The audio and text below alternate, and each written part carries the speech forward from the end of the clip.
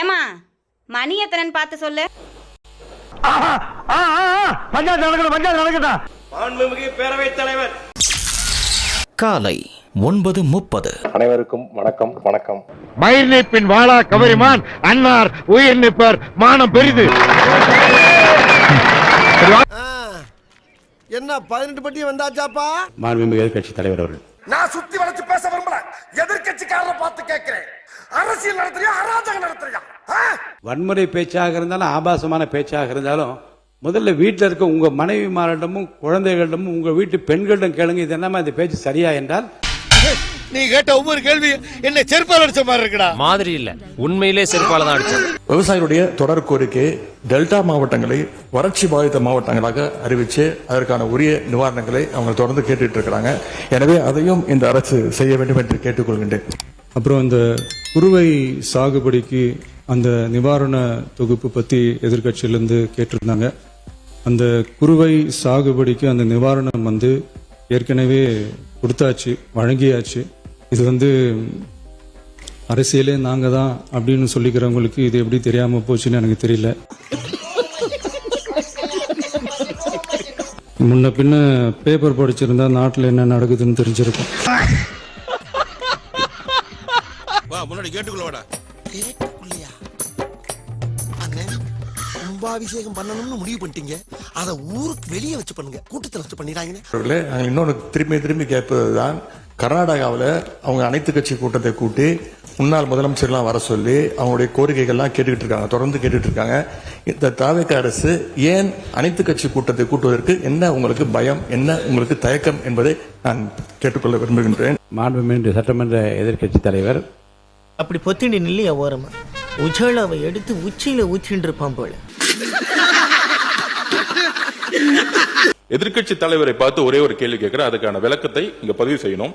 ஐயோ, அங்க பார்த்துட்டு அப்படியே நம்மளை பாக்குறாங்களே. கிரியாளா உடம்பு இரும்பாக்கிக்கடா, அடமள ஆரம்பிச்சு வெளுத்து வாங்க போ.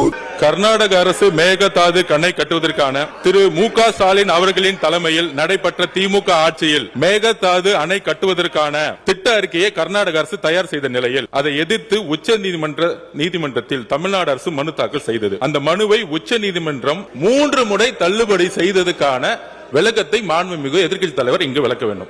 அது சொல்லுவாங்க, சொல்லி இருக்கோம். என் தம்பி எல்லா கேமராவும் ஓடிக்கிட்டு இருக்கு. ஆமா, எல்லாம் தான் ஓடுது. சரி, அடுத்த கேள்வி கேளுங்க. அடுத்த கேள்வி. பெரிய தலைவர்களே, ஆதாரம் கேட்கிறாங்க. எல்லோருக்கும் தெரிஞ்சதுதான், ஆட்சிக்கு வந்த பிறகு திமுகவுடைய பாராளுமன்ற உறுப்பினர் ஜெகத் ரட்சகன் சாரா ஆலையை நடத்துகிறாரா இல்லையா? என்ன பண்ண போற? இருடா, ஏன்டா பதற?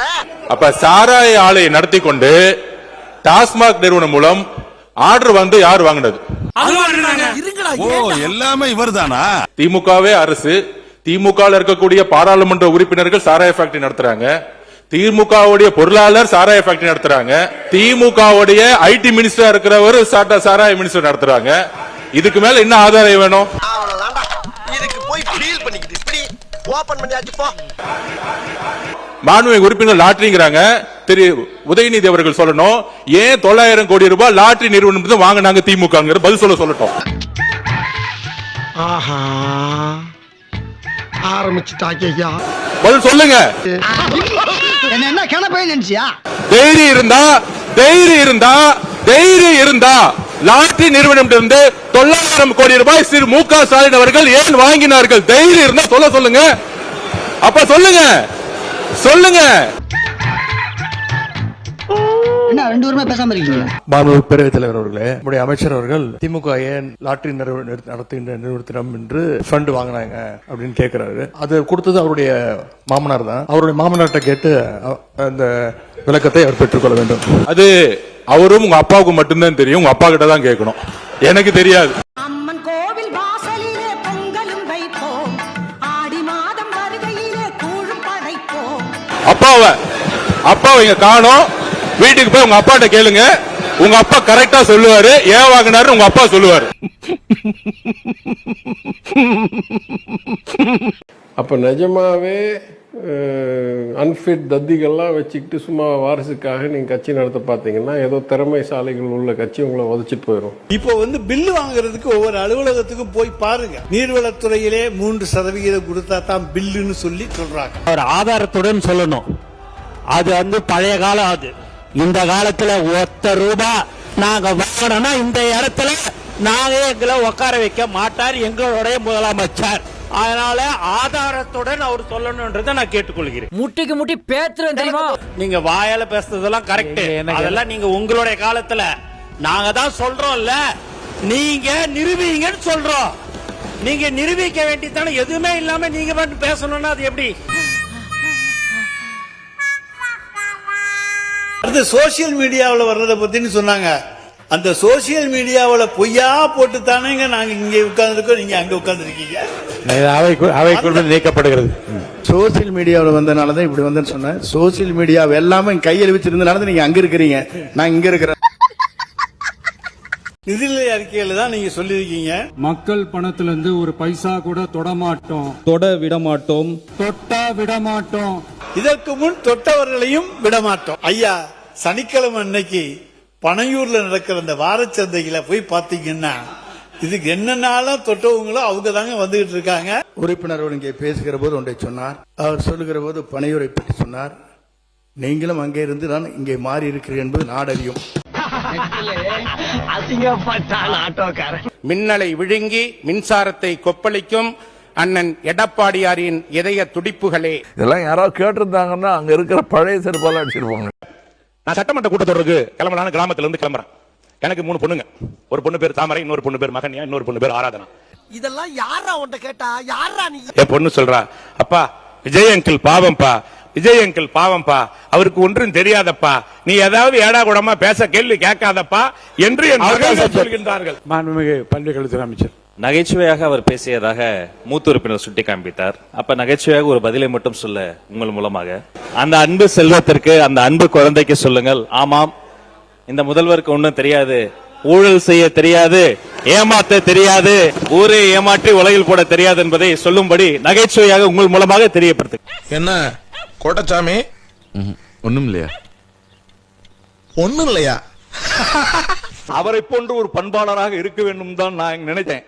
சில நேரங்கள்ல தூத்துக்குடி மண்ணுக்கே இருக்கக்கூடிய வேகம், கொலை வாளினை கெடுடா கொடியோர் செயல் அறவே, கொலை வானிலை கெடுடா. நம்ம மட்டும் கொலைவாளினை எடுக்குன்னு சொல்லி நீ உள்ள பிடிச்சு போட்டுறாங்க, கொஞ்சம் பாத்துக்கங்க. ஏன்டா தயங்குற? தைரியமா சொல்றான், சொல்லு. நீதான் தைரியமான ஆளத்தை சொல்லு. சொல்ற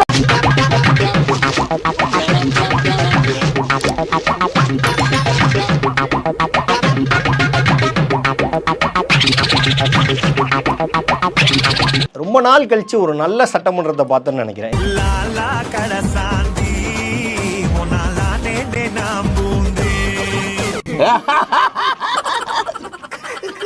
ஆனா இன்னும் அந்த தாவேக்காவோட குசும்பு குறையலையோ அப்படின்ற ஒரு கேள்வி இருக்கு.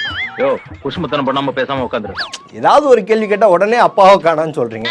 நாம் யாருக்கு என்ன தீங்கு செய்தோம்? நமக்கு மட்டும் ஏன் இப்படி எல்லாம் நடக்கிறது? எந்த விதத்துலங்க? ஏன் அப்பாவை இழுக்கிறீங்க? நீங்க சொல்லுங்க. அநேகமா உதயநிதி நேரம் வாங்கின அடி தாங்க முடியாம உப்பு ஒத்தரம் கொடுத்துட்டு இருப்பாருன்னு நினைக்கிறேன் வீட்டுல. அனாவசியமா உதயநிதியை தூண்டின வழக்குல ஆதரிச்சு நான் ஜெயிலுக்கு போயிடுவாருன்னு நினைக்கிறேன். இன்னும் ஒரு 4-5 நாள் சட்டசபை இருந்துச்சுன்னா. ஏன்னா மதுபான ஆலையை பத்தி அந்த விவாதம் நடந்துட்டு இருந்துச்சு. ஃபர்ஸ்ட் மதுபான ஆயத்தூர் அதை பத்தி நடந்துட்டு இருந்துச்சு. திமுகவுடைய பாராளுமன்ற உறுப்பினர் ஜெகத் ரட்சகன் சாரா ஆலையை நடத்துகிறாரா இல்லையா? ஜெகத் ரட்சகன் நீங்க மதுபான ஆலையை நடத்துறாரு, உங்க எம்பி நடத்துறாரு, அதை கேட்க முடியல அப்படின்னு சொன்னதுக்கு லாட்ரின்ற ஒரு பதில திரும்பி அடிச்சாங்க. ஏதோ லாட்டரி சீட்டுன்னு ஒரு வார்த்தையை வாயில இருந்து தவறுதலா விட்டாரு. உடனே லாட்டரி கிட்ட எதுக்கு நீங்க நிதி வாங்குனீங்க அப்படின்னா உடனே அவர் மாமனாரை கேட்க சொல்றாரு, இவர் அப்பாவை கேளுங்கன்னு சொல்றாரு. இந்த பணம் எங்க இருந்து வந்துச்சு, எதுக்கு வாங்குனீங்க, உங்க அப்பாவை கேளு, உங்க அப்பாவை இங்க காணும் அப்படின்னா பாவம் பச்சை பிள்ளை என்ன பண்ணும்? நான்மை உறுப்பினர் லாட்டரிங்கிறாங்க. உதயநிதி அவர்கள் சொல்லணும், ஏன் 900 கோடி ரூபாய் லாட்டரி நிறுவனத்துக்கு வாங்கினாங்க திமுக? பதில் சொல்லட்டும். பதில் சொல்லுங்க. தைரியம் இருந்தா லாட்டரி நிறுவனம் 900 கோடி ரூபாய் திரு மு க ஸ்டாலின் அவர்கள் ஏன் வாங்கினார்கள்? தைரியம் இருந்தா சொல்லுங்க. அது கொடுத்தது அவருடைய மாமனார் தான். அவருடைய மாமனார்ட்ட கேட்டு அந்த விளக்கத்தை அவர் பெற்றுக்கொள்ள வேண்டும். அது அவரும் உங்க அப்பாவுக்கு மட்டும்தான் தெரியும், உங்க அப்பா கிட்ட தான் கேட்கணும். உங்க அப்பா இங்கதான் இருப்பாருன்னு சொன்னாங்க. எனக்கு தெரியாது. அப்பாவை இங்க காணோம். வீட்டுக்கு போய் உங்க அப்பாட்ட கேளுங்க. உங்க அப்பா கரெக்டா சொல்லுவாரு. ஏன் வாங்கினாரு உங்க அப்பா சொல்லுவாரு. இந்த அடி அடிக்கிறீங்க, குஜிலிம் பஸ்ட் பண்றீங்க. என்ன மாப்ள அடிச்சாங்களா?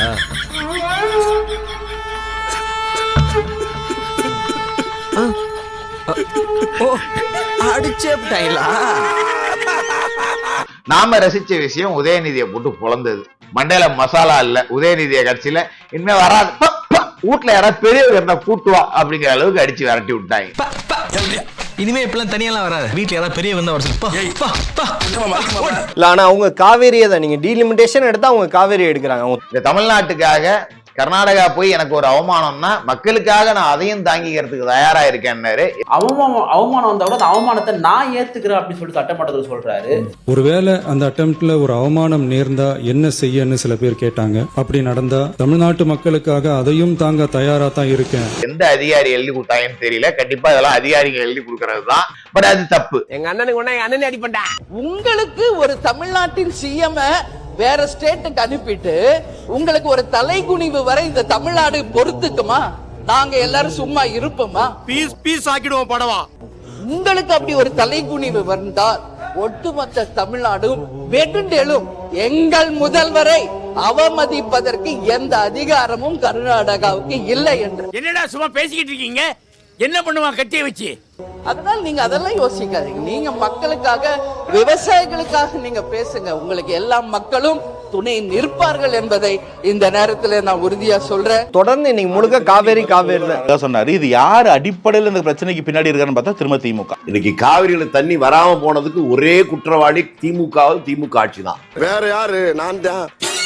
நான் மறைந்த தலைவர்களை எடுத்து அவங்க பண்ணதை இப்ப பேசணும் கூட அவங்களை டிஃபேம் பண்ண விரும்பலன்றது அவர் சொல்றது. அப்ப அணை கட்ட விட்டது ஏன்னு கேட்டு அந்த மாதிரி சீப் பாலிடிக்ஸ்லாம் நான் பண்ண விரும்பல. அது நம்ம நோக்கமும் இல்லை.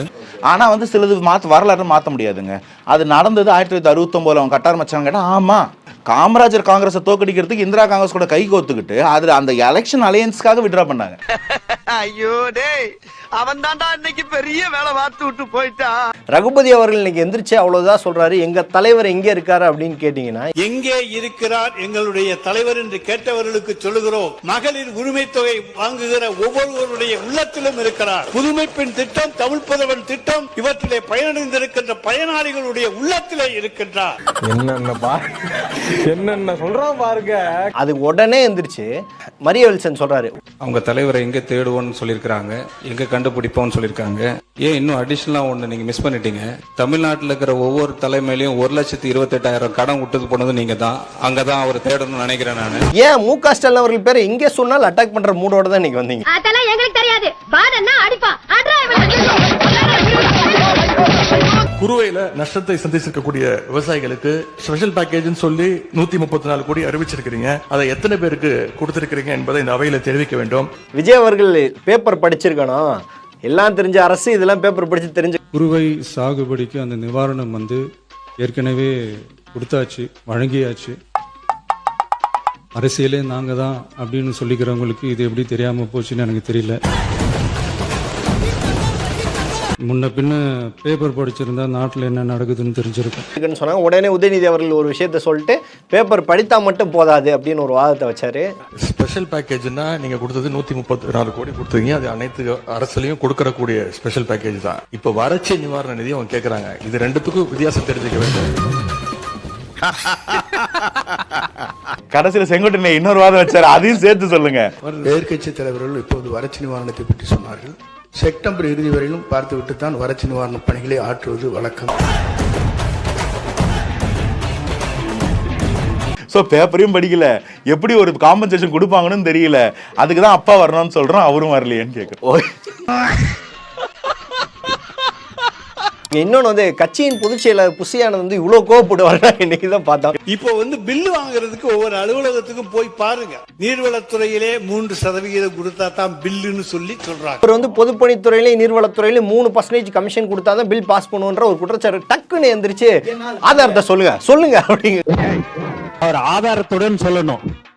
அது பழைய காலம். அது இந்த காலத்துல ஒத்த ரூபா நாங்க வாங்கணும்னா இந்த இடத்துல நாங்க எங்களை உட்கார வைக்க மாட்டார் எங்களுடைய முதலமைச்சர். இல்லங்க, அவரு நிஜமாவே அவர் வந்து பேரன்பும் பெருங்கோமும் கொண்டவர். நீங்க ஒரு தப்பு பண்ணிட்டீங்கன்னு வச்சுக்கோங்களேன், அவ்வளவு கோவம் வரும். அதனால ஆதாரத்துடன் அவர் சொல்லணும்ன்றதை நான் கேட்டுக்கொள்கிறேன். நீங்க வாயால பேசுறதெல்லாம் கரெக்ட், அதெல்லாம் நீங்க உங்களுடைய காலத்துல நாங்க தான் சொல்றோம்ல நீங்க நிரூபிங்கன்னு சொல்றோம்.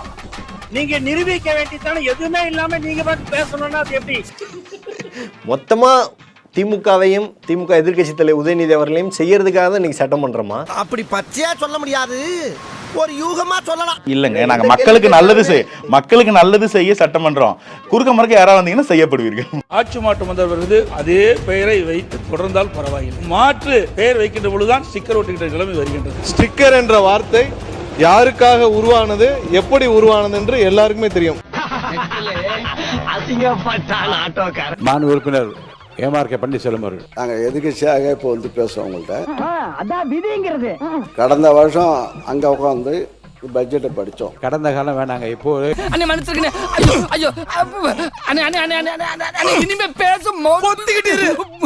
கொன்றுவேன். 7வது முறையாக சட்டமன்றத்திலே கலந்து கொண்டு பேசுவதற்கு வாய்ப்பை தந்த எங்களுடைய தலைவர் முன்னாள் முதலமைச்சர் அண்ணன் தளபதி ஸ்டாலின் அவர்களுக்கு நான் நன்றியை தெரிவித்துக் கொள்கிறேன். இது கிண்டல் இல்ல மாப்பிள, நக்கல். முதலமைச்சரோட அன்னைக்கு ஒரு வார்த்தை சொன்னார், எங்களுக்கு எல்லாம் வருத்தம், அரசியல் கட்சி நீங்களாம் வந்து பேப்பரை படிக்கலையா? ஃபிளாஷ்பேக். முன்ன பின்ன பேப்பர் படிச்சிருந்தா நாட்டில் என்ன நடக்குதுன்னு தெரிஞ்சிருக்கும். திராவிட இயக்கங்கள் பேசிய இயக்கம், பேசி கொள்கையை பேசி நாங்களாம் அமைச்சராக இருக்கும் போது இப்பயும் சரி, கலைஞராக இருக்கும்போது சரி, முதல்வர் ஸ்டாலின் இருந்தப்போ எங்களுக்கெல்லாம் மந்திரிக்கெல்லாம் ஒரு பதப்பதப்பு இருக்கும். காலையிலே 5-6 மணிக்கெல்லாம் போகணும். காலையில் 6 மணிக்கு 7 மணிக்கு எல்லாம் 8 மணிக்கு வந்தால் தாண்டினாதான் எங்களுக்கு நிம்மதியாக இருக்கும். அப்ப மத்தியான சாப்பாடு 4:30 மணிக்கு ராத்திரி விடிஞ்சிருங்க. ஆக நாங்கள் டென்ஷன்லேயே 5 ஆண்டு காலம் இருந்தோம். ஆக நீங்களாம் ரிலாக்ஸாக இருக்கு, அதான் ஆச்சரியமா இருக்கு. எங்களுக்கு ரிலாக்ஸாக இருக்கு. இன்னைக்கு காலையில, நேற்று நைட்டும் சரி, இன்னைக்கு காலையிலும் சரி, மாண்பு முதலமைச்சர் இன்னைக்கு ஒரு சின்ன வாய்க்கா பிரச்சனை கூட ஃபோனு அடித்து அதை உடனே சரி செஞ்சாச்சான்னு கேட்கக்கூடிய ஒரு முதலமைச்சராக தான் இருக்கிறார்.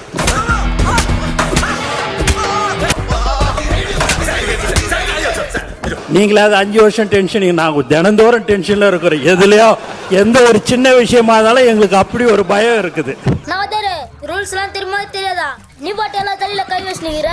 விவசாயிகள் போராட்டம் இல்லாமலே 5 ஆண்டு காலம் வாழ்ந்தார்கள். மாண்புமிகு உறுப்பினர் வந்து போற போக்கில் அப்படியே நகைச்சுவையோட சிரிச்சுக்கிட்டே வந்து போராட்டங்கள் இல்லாத ஒரு ஆட்சின்னு சொன்னாரு. போன ஆட்சியில விவசாயிகள் போராட்டம் பண்ணி அவங்க மேல குண்டாஸ் போட்ட அரசு போன அரசு. விடியா அரசை கண்டித்து விழுப்புரத்தில் ஆயிரக்கணக்கான கரும்பு விவசாயிகள் போராட்டத்தில் ஈடுபட்டுள்ளனர். பெரம்பலூர் அருகே உரிய விலை கிடைக்கப்பெறாததால் மக்காச்சோளத்தை சாலையில் கொட்டி விவசாயிகள் போராடி வரக்கூடிய அண்மை நிகழ்வை நாம் பார்த்து வருகிறோம். கொடுத்த வாக்குறுதியை நிறைவேற்றாமல் விவசாயிகளுடைய முகவரியை, வாழ்வாதாரத்தை அழிக்கிற நடவடிக்கையில் ஈடுபட்ட திமுக அரசுக்கு விவசாயிகள் வன்மையான கண்டனத்தை தெரிவித்துக் கொள்கிறோம். விவசாயிகள் போராட்டம் இல்லாமலே 5 ஆண்டு காலம் வாழ்ந்தார்கள், அதை பாராட்டணும்.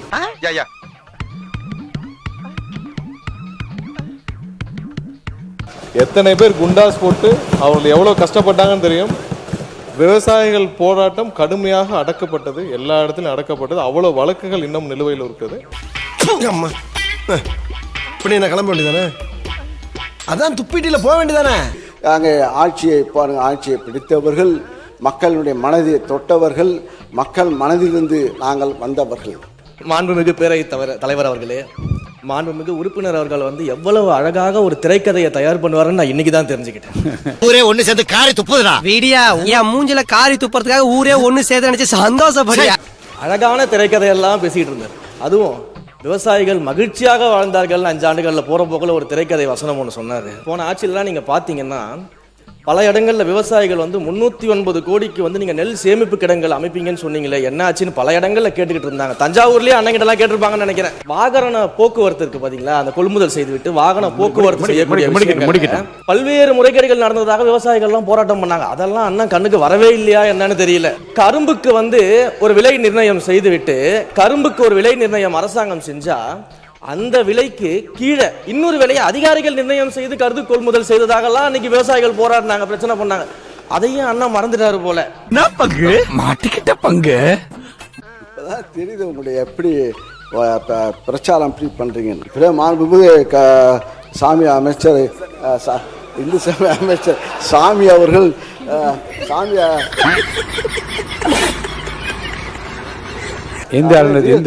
அப்படி கரெக்டாக விடுறாரு. அது உண்மையே பொய்யான்னு தெரியல. ஆனால் இப்படி டெக்னிக்கல் அப்படி இந்த டெக்னிக்கலை வச்சு நீங்கள் அடிச்சுட்டு வந்து ரீல்ஸ் விடுறீங்க. ஆனால் நாங்கள் வந்து ரியாலிட்டியாக கொண்டிருக்கின்றோம். அமைச்சர் பேரவைத் தலைவர் அவர்களே, அந்த டெக்னிக்கை இப்போ 10 நிமிஷம் மட்டும் தான் அண்ணன் கிட்ட கற்றுக்கிட்டேன்.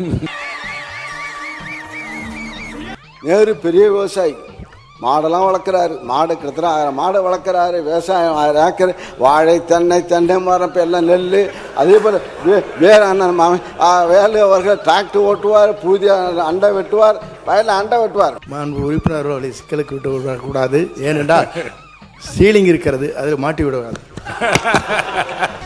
ஐயோ மகனே, அதை பத்தி யோசிக்கவே இல்லையே.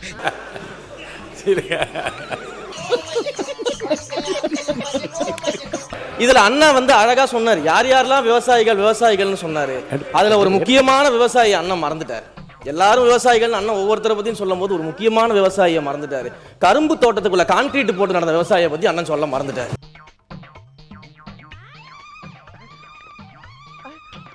அப்ப இவங்க சொல்ற கதையெல்லாம் எப்படி இருக்குதுன்னா, சர்க்கரையை எறும்பு தின்னுருச்சு, சாக்க கரையான் தின்றுச்சுன்னு சொல்ற மாதிரி இருக்குது ஒரு கதையெல்லாம். இதுவரைக்கும் தமிழ்நாட்டு வரலாற்றிலேயே தளபதி ஸ்டாலின் அவர்கள் தான் இந்த 73 லட்சம் பேருக்கு பட்டா வழங்கியிருக்காங்க. 73 லட்சம்னாரு. இதுவரையும் தமிழ் சரித்திரத்தில் 73 லட்சம் பேர்கள் பட்டா இல்லை என்பதே இல்லை. முதல்ல தெரிஞ்சுக்கணும். ஏன் திருவெரும்பூர் தொகுதியில பட்டா கொடுத்து இடத்த காணோம். எந்த இடமுமே இல்ல, கலெக்டருக்கு தெரியும். ஐயா இன்ஸ்பெக்டர் ஐயா, என் கிணத்தை காணாமா?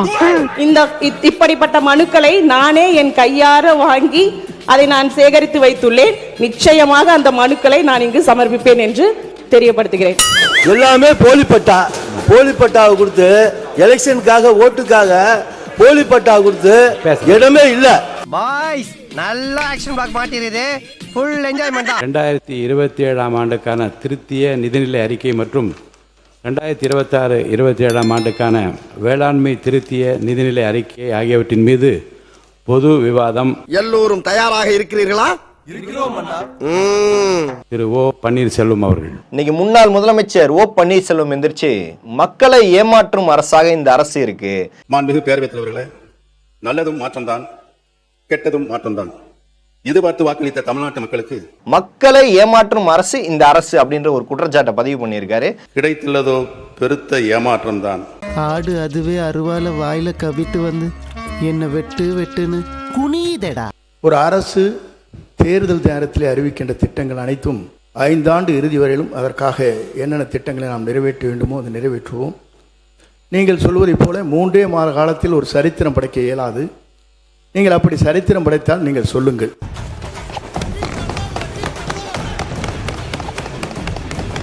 தமிழகத்தின் மக்கள் இன்று ஏமாந்து நிற்கின்றார்களே, அவருடைய எண்ணங்களின் வடிவமாக இருக்கிறது என்பதை தெரிவித்துக் கொள்கிறேன். தமிழகமே பாராட்டி கொண்டிருக்கிற ஒரு தூய ஆட்சியை பற்றி ஏமாற்றத்தை உருவாக்குகிற ஆட்சி என்று நீங்கள் குறிப்பிடுவது வேடிக்கையாக இருக்கிறது. நீங்கள் இடம் மாறி இருக்கிறீர்கள், பரவாயில்லை. அதற்காக இவ்வளவு துதிபாட வேண்டிய அவசியம் இல்லை.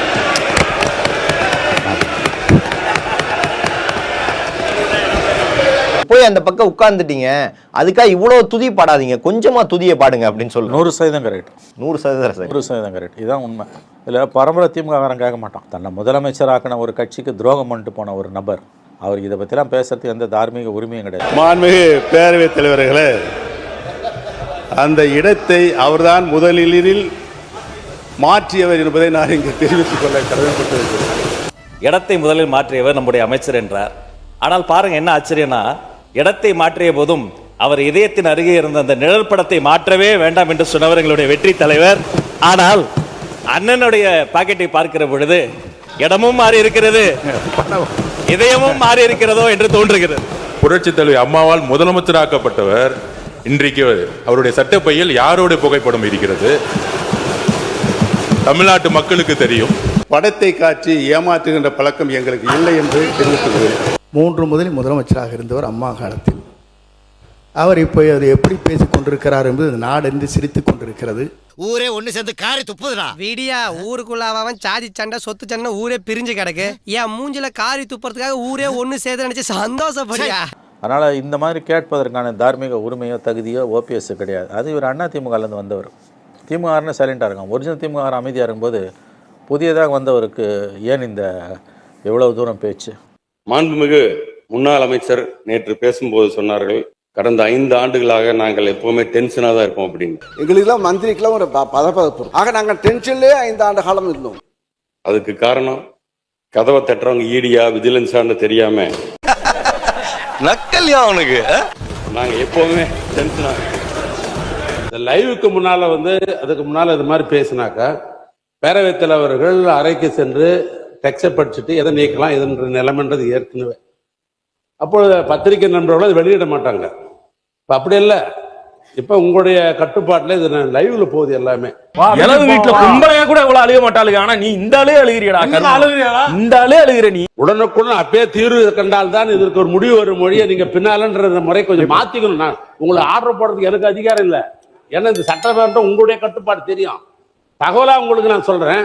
அப்பப்பொழுது முடிவெடுத்துறது தான் சரியா இருக்க முடியும். அது பின்னால் இருந்தாக்கா அது சரியா வராது. நீ என்னடா சொல்றது சொல்ற எங்களுக்கு தெரியும். நேற்று மற்றொரு முன்னாள் அமைச்சர் பேசும்போது சொன்னார், எங்கள் முன்னாள் முதல்வர் எங்கும் இருக்கிறார், எல்லா திட்டங்களும் இருக்கிறார்.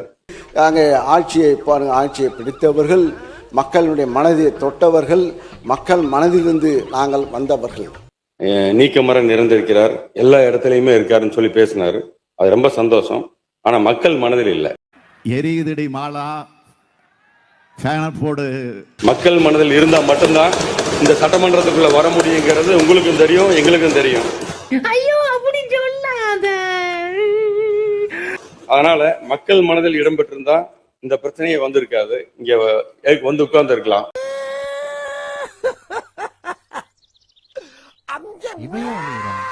கடந்த கால ஆட்சியினுடைய முதல்வர் மக்கள் மனதிலே இல்லை என்றெல்லாம் சொன்னார். நீங்க வாங்கினது 108, எதிரில் இருக்கிற உங்களோட அதிகமாக வாங்கியிருக்காங்க. தனித்தனியா பிரிஞ்சிருக்கே தவிர உங்களதை விட அதிகமான வாக்குகளை பெற்று தான் நீங்க வந்திருக்கிறார்கள். 108 பெரிதா எங்களது பெரிதா என்று கேட்டார்கள். சின்ன குழந்தையை கேட்டால் கூட 108 தான் பெரிதுன்னு சொல்லுவாங்க. 97 பேர்களை வைத்துக் கொண்டு ஒரு ஆட்சி நடத்தியவர் நீங்கள் என்பதை மறந்துவிடக்கூடாது.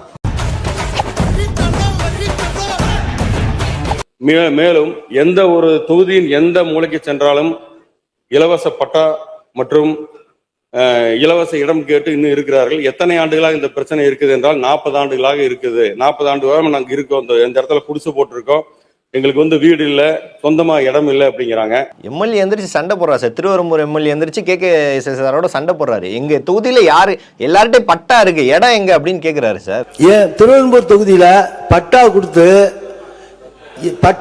இடத்த காணா, எந்த இடமுமே இல்ல. கலெக்டருக்கு தெரியும். ஐயா இன்ஸ்பெக்டர் ஐயா, என் கிணற காணாங்க. கிணத்த காணாமா? இப்படிப்பட்ட மனுக்களை நானே என் கையார வாங்கி அதை நான் சேகரித்து வைத்துள்ளேன். நிச்சயமாக அந்த மனுக்களை நான் இங்கு சமர்ப்பிப்பேன் என்று தெரியப்படுத்துகிறேன். இதுவரைக்கும் தமிழ்நாட்டு வரலாற்றிலேயே தளபதி ஸ்டாலின் அவர்கள் தான் இந்த 73 லட்சம் பேருக்கு பட்டா வழங்கியிருக்காங்க. 73 லட்சம்னாரு. இதுவரையும் தமிழ் சரித்திரத்தில் 73 லட்சம் பேரில் பட்டா இல்லை என்பதே இல்லை. முதல்ல தெரிஞ்சுக்கணும். தெரியலீங்களே. நீ எல்லாம் ஒரு மந்திரி. இந்த அசம்பிளிலே எனக்கு சீனியர் மோஸ்ட் செங்கோட்டையன் தான். எல்லா கேள்விகளுக்கும் பதில் சீனியர் மோஸ்ட் அவர் தான். பாத்தியில ப்ராடக்ட்ட 30 வருஷம் எக்ஸ்பீரியன்ஸ் எப்படி பிடிச்சது பாத்தியா? எல்லாமே போலி பட்டாவை கொடுத்து எலெக்ஷனுக்காக ஓட்டுக்காக போலி பட்டா கொடுத்து இடமே இல்ல. என்ன அழுக என்னால முடியலடா. பாத்தீங்களா சார், பாத்தீங்களா என் கதையை கேட்டு நீங்களே பிம்மி அழுறீங்க.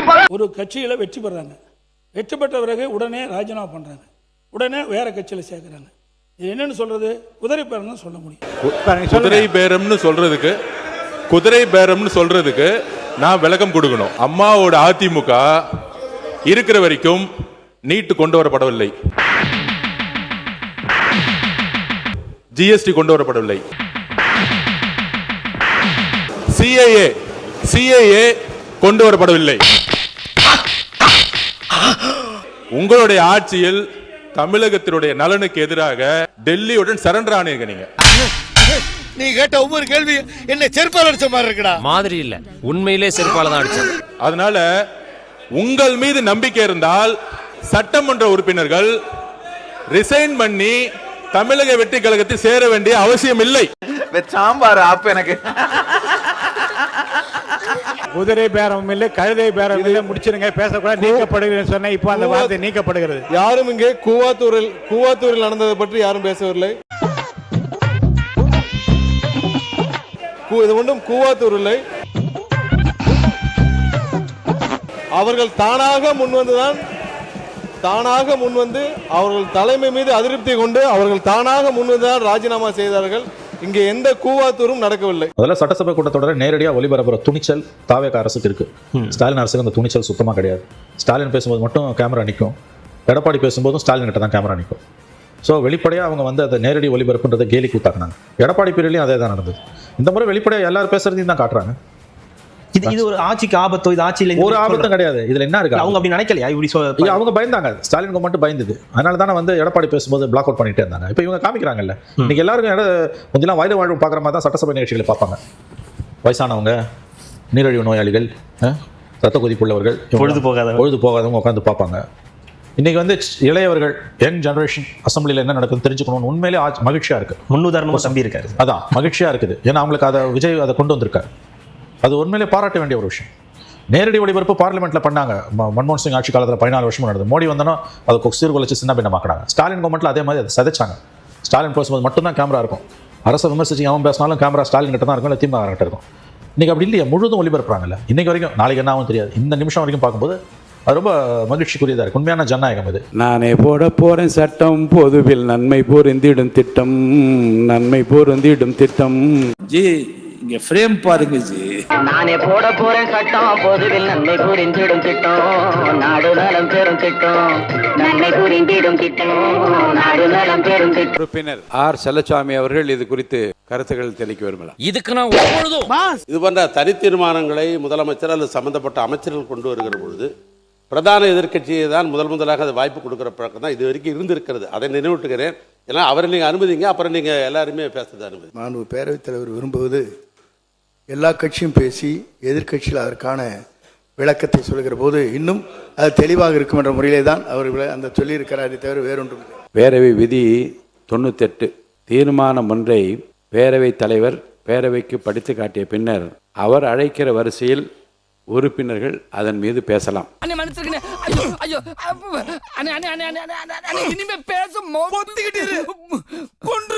உறுப்பினர் ஆர் செல்லசாமி அவர்கள் இது குறித்து கருத்துக்கள் தெரிவிக்க விரும்பலாம். மாண்புமிகு தமிழக முதல்வர் முன்மொழிந்த அரசினர் தீர்மானத்தை மார்க்சிஸ்ட் கம்யூனிஸ்ட் கட்சி மனதார வரவேற்கிறது. மாண்புமிகு உறுப்பினர் திரு டி ராமச்சந்திரன் அவர்கள். மாண்புமிகு முதலமைச்சர் கொண்டு வந்திருக்கின்ற இந்த தீர்மானத்தை இந்திய கம்யூனிஸ்ட் கட்சியின் சார்பாக ஆதரிக்கிறேன். திரு எம் போஜராஜன் அவர்கள். ஆகவே இவ்வளவு அவசரப்பட்டு ஒரு தீர்மானத்தை கொண்டு வருவதை எங்களுடைய பாரதிய ஜனதா கட்சி ஏற்றுக்கொள்வதில்லை.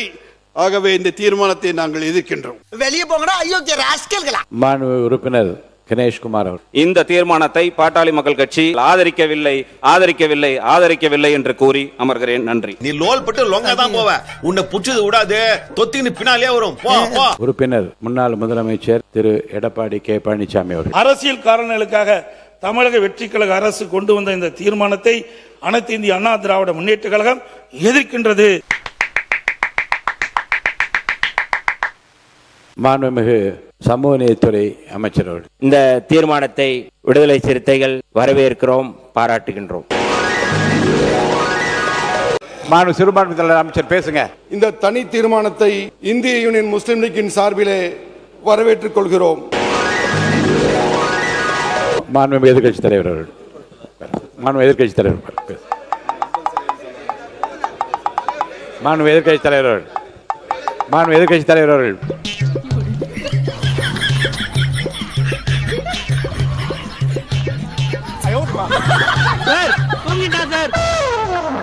அரசு கொண்டு வந்திருக்கக்கூடிய இந்த தீர்மானத்தை நாங்கள் வரவேற்கின்றோம். பாராளுமன்றத்தில் அந்த சட்டம் வரும்பொழுது 39 நாடாளுமன்ற உறுப்பினர்களும் அவையுள் இருந்து வெளிநடப்பு செய்யாமல் அந்த சட்டத்திற்கு எதிராக வாக்களிக்க வேண்டும். 5-6 வட மாநிலங்கள் சேர்ந்தால் ஒரு பிரதம மந்திரியை உருவாக்க முடியும் என்கின்ற நிலை இன்றைய வரையும் இருந்துட்டு அதை மாற்றப்பட வேண்டும். தென்னிந்தியாவில் இருந்து ஏன் தமிழ்நாட்டிலிருந்து ஒரு பிரதம மந்திரி எதிர்காலத்தில் உருவாக்கப்பட வேண்டும்.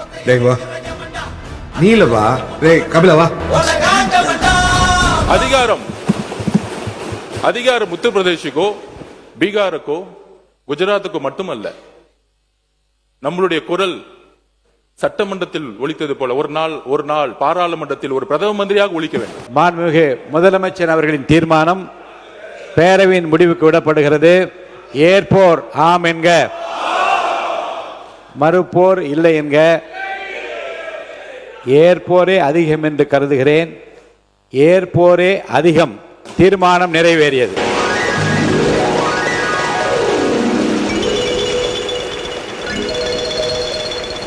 இப்ப தாண்டா என்ற மனசுக்குள்ள இருக்கு. ஒரே ஒரு பாடல் மட்டும் பாடிடுறேன், புரட்சி தலைவர் நினைவாக, வித் யுவர் பர்மிஷன்ஸ். கருணை இருந்தால் வள்ளலாகலாம், கடமை இருந்தால் வீரனாகலாம், பொறுமை இருந்தால் மனிதனாகலாம், மூன்றும் இருந்தால் தலைவனாகலாம்.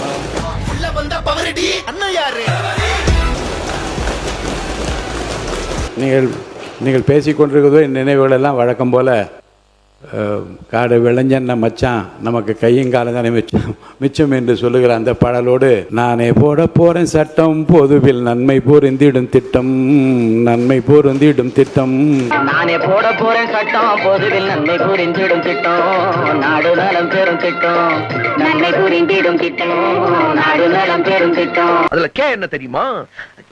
நான் சொல்ல மாட்டேன். ஏன் கெட்ட வார்த்தையா? கிட்டத்தட்ட என்ன சொல்லுடா. நம்முடைய முன்னாள் முதல்வர் கருணாநிதி பத்தி அடுக்குமொழியில சொல்லிட்டு வந்தாங்க.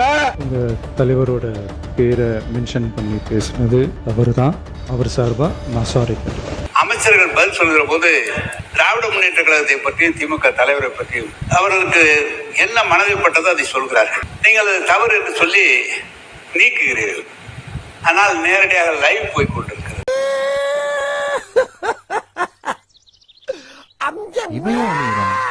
தலைவருடைய பெயரை சொல்லி இப்படி எல்லாம் பேசுவது என்ன நியாயம்?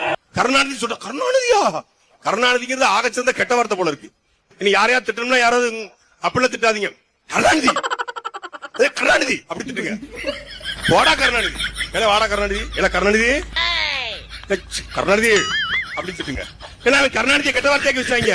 எரியுதடி மாலா போடு. 7 மாதமா ஒரு மாநிலத்துக்கு, நம்ம தமிழ்நாடு போன்ற மாநிலத்துக்கு ரெகுலர் ஜிபி போடாத நீங்க தான் சார் தற்கொலை. தூத்துக்குடியில தன்னுடைய வீட்டுல கழிவறை இல்லையா? ஒரு கழிவறை இல்லாத ஒரு கிராமத்தை உருவாக்கிய ஒரு முட்டாள் முதலமைச்சர். சார் சிஎம் சார், நீங்க இந்த எங்களை தமிழக வெற்றி கழகத்தை கட்டுப்படுத்துற முயற்சியில ஒரு 10% ஆச்சும் 1% ஆச்சும் சட்டம் ஒழுங்கா கட்டுப்படுத்த முயற்சி பண்ணுங்க சார். அடுத்த முதலமைச்சர் சொல்றீங்களே, உங்களுடைய மகன் சமூக நீதினா என்ன, சாதிவாரி கணப்பெடுப்புனா என்ன, நெடுமொழி கொள்கைனா என்ன, ஒவ்வொரு கொள்கையும் நாங்க வந்து பேசுறோம். நான் தனிப்பட்ட முறையில் வரேன். ஒரு விவாதம் நடத்துறதுக்கு உதயநிதிக்கு தகுதி இருக்கா? தகுதி இருந்தால் நான் இந்த சேலஞ்சுக்கு ரெடி. தெரியாம போன தூக்கணத்துக்கு அவசியமே பண்ணிடுவாங்க போல இருக்கு.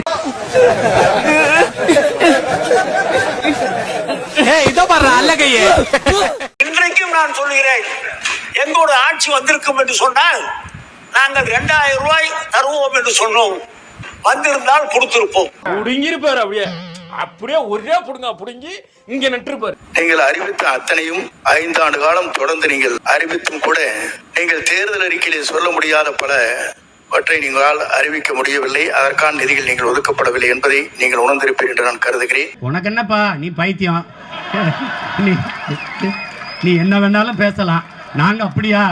நாங்க சரியா தான் பேசுறோம். 100 நாளைக்கு நீங்கள் இதை செய்ய வேண்டும், அதை செய்ய வேண்டும் என்று நீங்கள் பேசுவது என்பது சால பொருத்தமாக இருக்கா? யூ டிராப்ட் திஸ்டா மாட்டிக்க. என்ன மாப்ளது கேப்பா? ஓடு நல்லா இருக்கும், உனக்கு சூட்டா இருக்கும். அப்பாவை காணோம் என்று சொல்கிறீர்கள். அவர் வருகிற நேரத்தில் பல பேர் நீங்கள் இங்கே இருக்க மாட்டீர்கள். நாங்கள் இருப்போம் என்று சொல்லி நன்றியோடு அமர்கிறேன். நன்றி, வணக்கம். நன்றாகத்தான் பேசினார். இறுதியாக பேசுகிற போதுதான் குதர்க்கமாக கொஞ்சம் பேசியிருக்கிறார்கள். இந்த ஆட்சி மீண்டும் வரும் என்று சொன்னீர்கள். என்றைக்கும் உங்கள் ஆட்சி வராது. நம்முடைய தமிழக முதலமைச்சர் வெற்றி தளபதி இருக்கும் வரை உங்கள் தலை தூக்க முடியாது தமிழ்நாட்டில். எந்த கட்சியை பத்தியும் நாங்க சொல்லல. அவர் எந்த கட்சியை பத்தியுமே அவர் சொல்லல. நீங்க இல்ல நீங்க ஊழல் நீங்க ஏஞ்சிருக்கிறீங்க. அவங்க அமைதியா இருக்கிறாங்கல்ல, அதிமுக அமைதியா இருக்குதுல்ல, அதிமுக அமைதியா இருக்குது இல்லன்னு நீங்க நாங்க எந்த கட்சி பேர் ஏதாவது சொன்னோமா?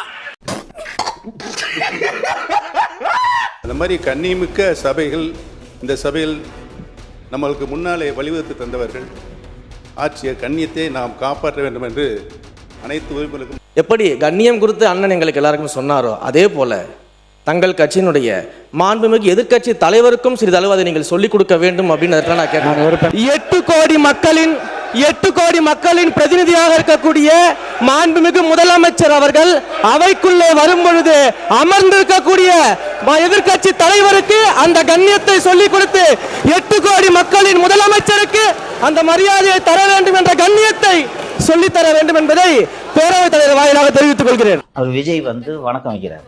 அதுப்போ அப்படி உட்கார்ந்துட்டு இருந்தீங்கன்னா இது ஆபாசமான நடத்தையாக உங்களுக்கு தெரியவில்லையா?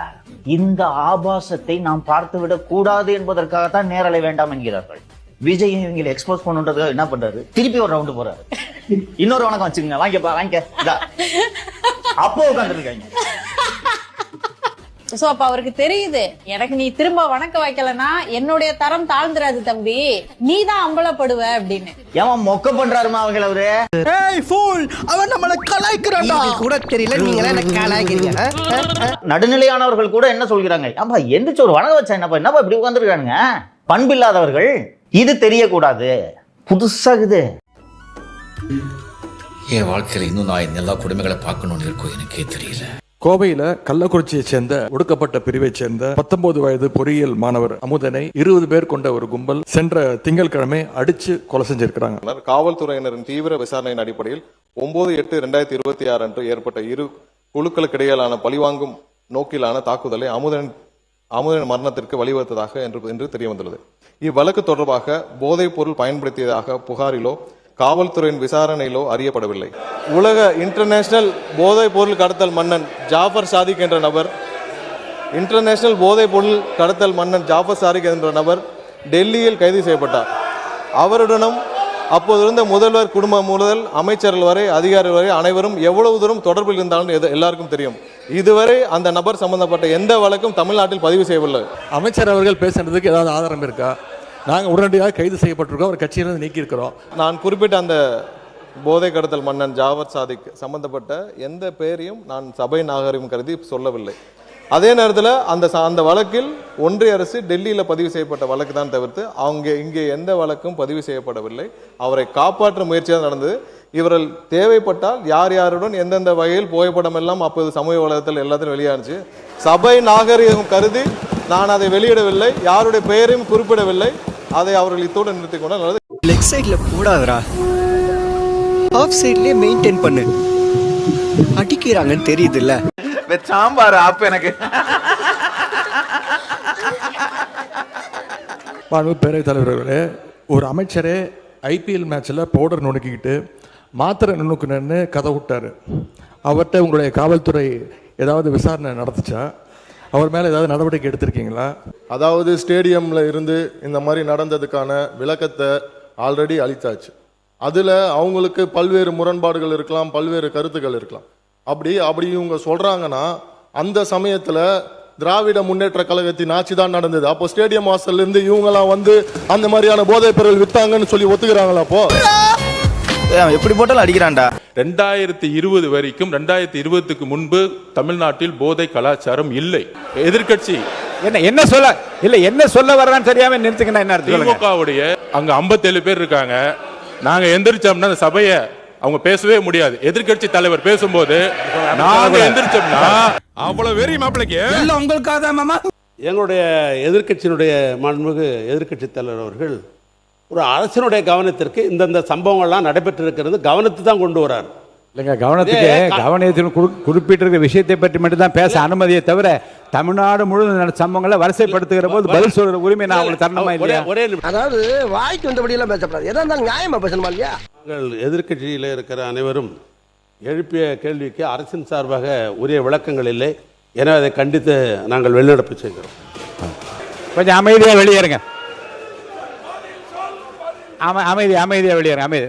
நீங்க ஆட்சியை தொடர நாங்க தடையா இருக்க விரும்பல. அந்த வகையில பேரவையிலிருந்து நாங்க வெளிநடப்பு செய்யறோம். நன்றி, வணக்கம்.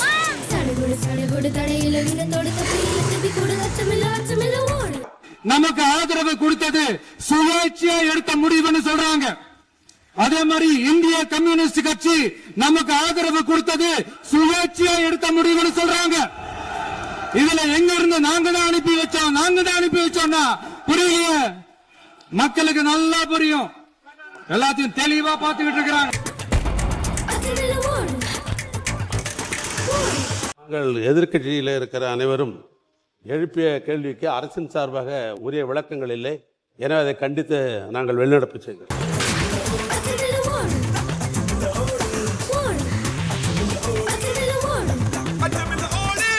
எதிர்க்கட்சியினர் வெளிநடப்பு செய்தனர். அவர்கள் சரி திரும்பி வராமல் சென்று விடுவார்கள் என்று நினைத்தேன். ஏன்னால் இது முக்கியமான அறிக்கை. இந்த அறிக்கையை அவர்கள் முன் வாசிக்கப்பட வேண்டும் என்று எதிர்த்தேன். அதாவது புரட்சி தலைவர் சொல்லியிருப்பார், நீங்கள் உங்களுக்கும் இதே அவையில் பதிவு செய்திருப்பார்.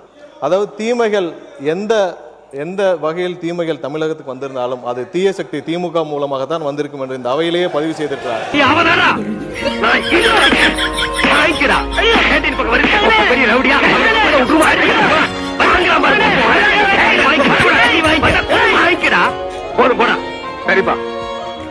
அவங்க ரெண்டு பேரும் சொன்னதை இப்ப நானும் ரிப்பீட் பண்றேன்.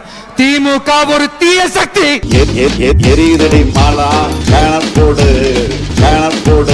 நான் பேசுவேன், பேசக்கூடாதுன்னு ஒன்றும் இல்லை.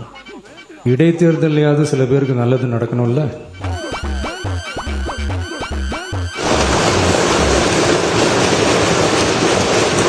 ஐயோ ஐயோலாம் என்னதீங்க.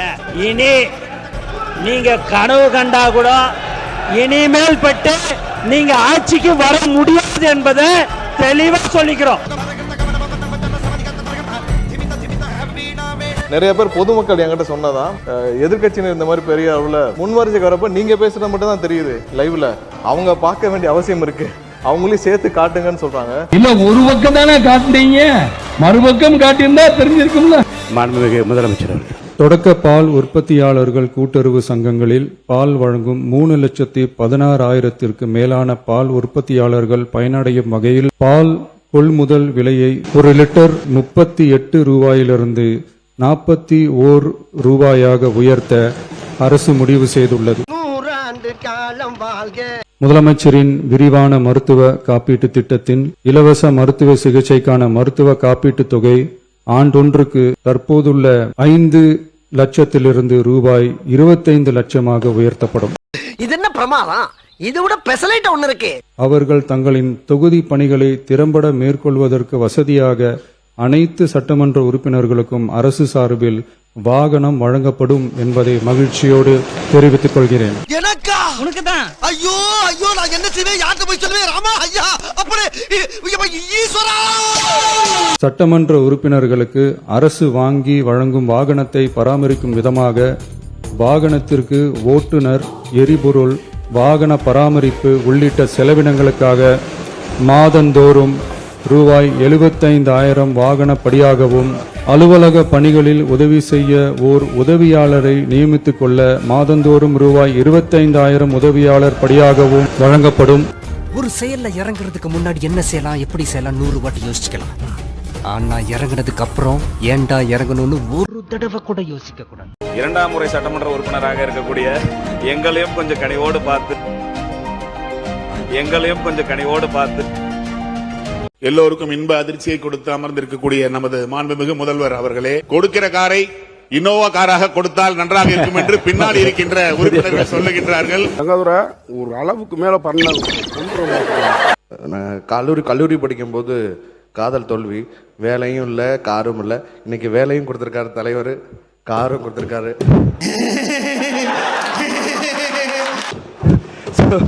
ரொம்ப ரொம்ப நன்றியை தெரிஞ்சுக்க.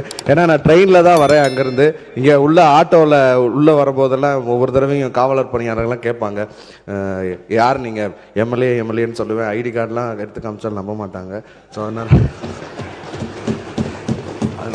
ஸோ எல்லாரோட வாயிலாகவும் நான் மிகப்பெரிய நன்றியை தெரிவித்துக் கொள்கிறேன். நன்றி நன்றி.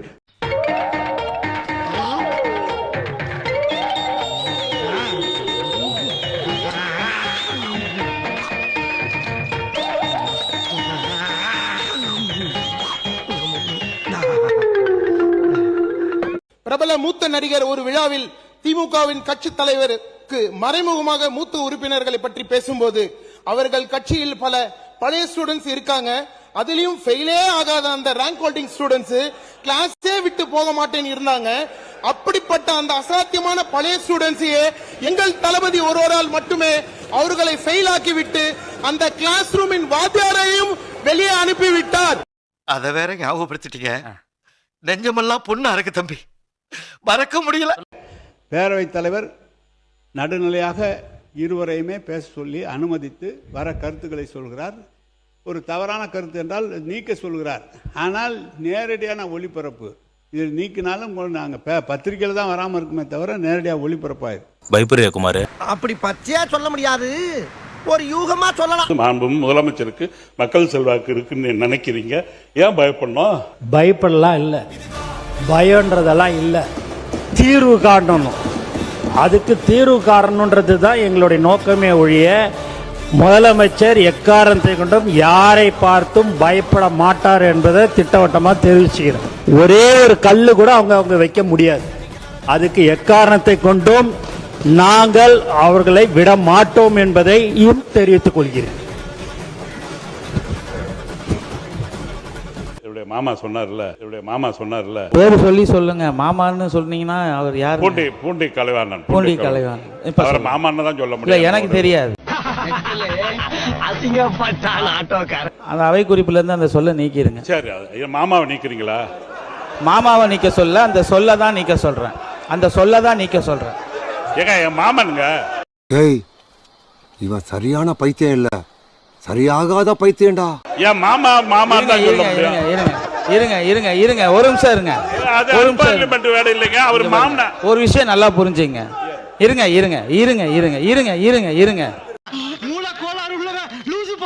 எங்க மாமான்னு எனக்கு எப்படி தெரியும்? ஜீவோ ஏதாவது இருக்கா?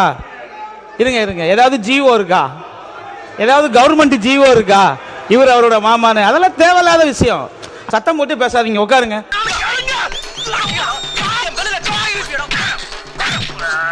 அதாவது பொதுவாக சொன்னது என்னன்னா, 71 காலத்திலேருந்து இந்த காவேரி கடந்து வந்த காலத்தை பார்த்துருக்கோம். 70களில் வழக்கு தொடுக்கப்பட்டது. அதுக்கப்புறம் அது அந்த வழக்கு ஏன் வாபஸ் பெறப்பட்டது, யார் சொல்லி வாபஸ் பெற்றார்கள், 74ல் எதற்காக அந்த அக்ரிமெண்ட்டை புதுப்பிக்கல, அப்புறம் அப்போ வந்த கச்சத்தீவு, இப்படி நிறைய பேசிட்டே வந்தோம்னா அதை சொல்லி தான் துரோகம் சொல்கிறாங்க.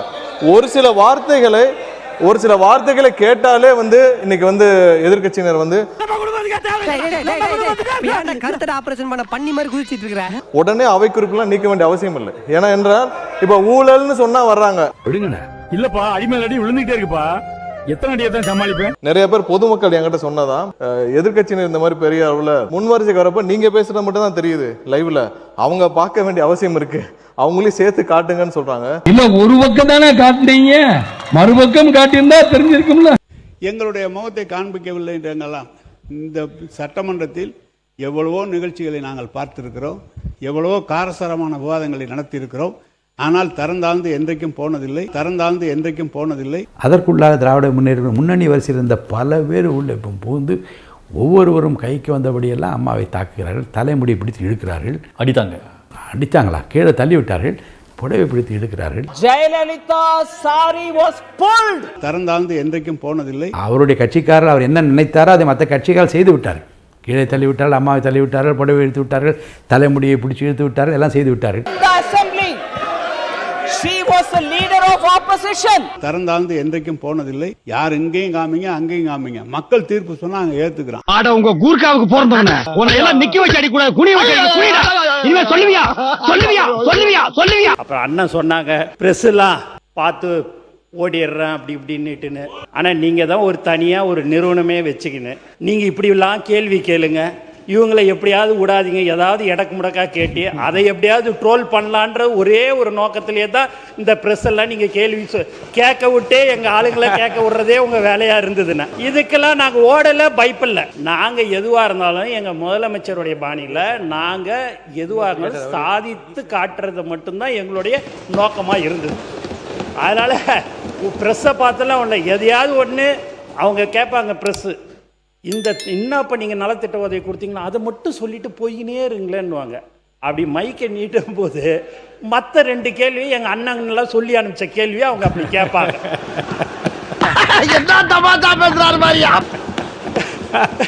அதில் எந்த மாற்று கருத்தும் கிடையாது. இல்லைன்னா ப்ரெஸ் எல்லாமே நண்பர்கள் நல்லவர்கள் எல்லாருமே அவங்கள நம்ம தப்புலாம் வந்து சொல்லலை.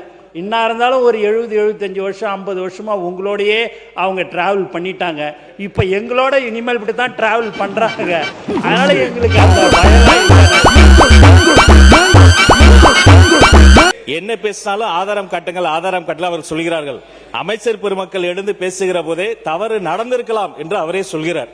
முதலில் தவறு நடந்திருக்கலாம் என்று ஒப்புக்கொண்டதற்கு ஒரு பணிவான நன்றியை தெரிவித்துக் கொண்டு, ஆதாரங்களை நாங்கள் காட்டும் போதே இப்படி பேசுகிறார்கள். மாண்புமிகு முதலமைச்சர் ஆதாரங்களை வைத்திருக்கிறார், அவர் ஒருவேளை எடுத்து காட்டிவிட்டார் என்று சொன்னால் அவர்கள் நிலைமை நினைத்து பார்த்தேன், கொஞ்சம் கவலையாகத்தான் இருக்கிறது. அதை நினைச்சேன் சிரிச்சேன். ஆதாரம் இருக்கான்னு கேட்டீங்க, திடீரென்று முதலமைச்சர் எந்திரிச்சு பேச முற்படுறாங்க. அப்போ திருப்பி எதுக்காக நீங்கள் கத்திட்டு உட்காருங்க, தயவு செய்து உட்காருங்க, எழுந்திருக்காதீங்க. முதலமைச்சர் அவர்கள்.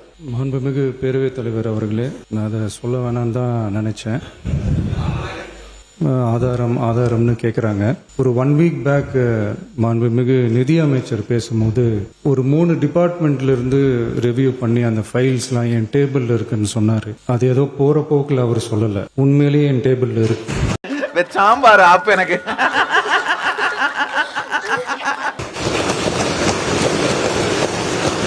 அத்தனையும் ப்ரூஃபோடு இருக்கு. ஓப்பன் பண்ண வச்சிடாதீங்க. எப்போ ஓப்பன் பண்ணணுமோ அப்போ கரெக்டாக எல்லாமே ஓப்பன் ஆகும். மாண்புமிகு இந்து அறநிலையத்துறை அமைச்சர் அவர்கள். இந்து அறநிலையத்துறை அமைச்சர் அவர்கள்.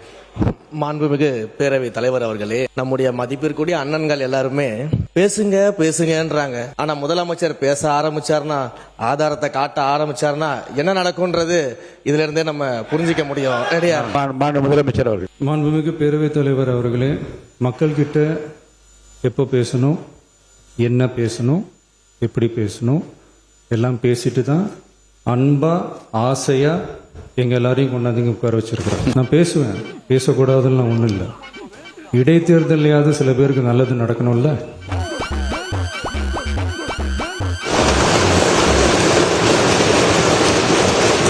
திமுக எப்படி விழுமோ விழுந்த வேகத்தை அப்படியே எழுந்திருக்கக்கூடிய கட்சி தான் திமுக. ஒரு சட்டமன்ற உறுப்பினரை ஆரம்பித்து ஆட்சி நடத்திய நீங்கள் இன்று எதிர்க்கட்சியிலே அமர்கிற நிலையை தமிழ்நாட்டு மக்கள் உருவாக்கிவிட்டார்கள், இனி உருவாக்கி கொண்டே இருப்பார்கள். புரட்சி தலைவர் அவர்களை எழுந்திருந்து சபையில் கலைஞர் என்று தான் நீ சொல்ல வேண்டும், நீ வாபஸ் வாங்க, மன்னிப்புகள் என்று சொன்னார்.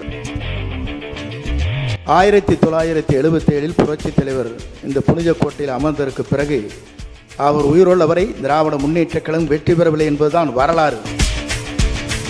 அவர் இருக்கிற போதே 80 பாராளுமன்றத்தில் மகத்தான வெற்றி திராவிட முன்னேற்ற கழகம் பெற்றது. அவர் இருக்கிற போதுதான் 86 நடைபெற்ற உள்ளாட்சி தேர்தலில் திராவிட முன்னேற்ற கழகம் முழுமையாக வெற்றி பெற்றது என்பதை தெரிவித்துக் கொள்கிறேன். 80 நீங்கள் நாடாளுமன்றத்துக்கு சென்றீர்கள், ஆட்சியை கலைத்தீர்கள். கலைத்ததற்கு பிறகு மீண்டும் அவர்தான் தமிழ்நாட்டின் நிரந்தர முதலமைச்சர் என்ற வரலாற்றை படைத்தவர் புரட்சித் தலைவர் எம்ஜிஆர்.